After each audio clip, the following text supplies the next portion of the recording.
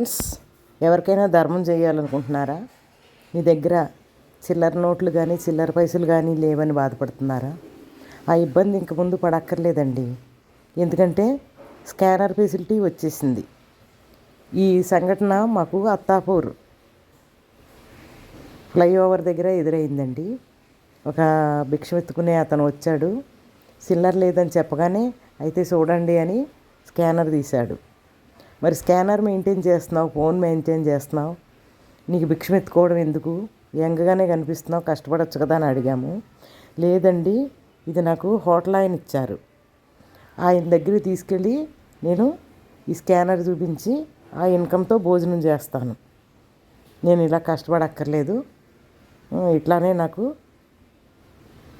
కాలక్షేపం అయిపోతుంది, గడిచిపోతుంది అని చెప్పడం జరిగిందండి. బాగుంది కదండి ఈ అవకాశం. సంతోషం.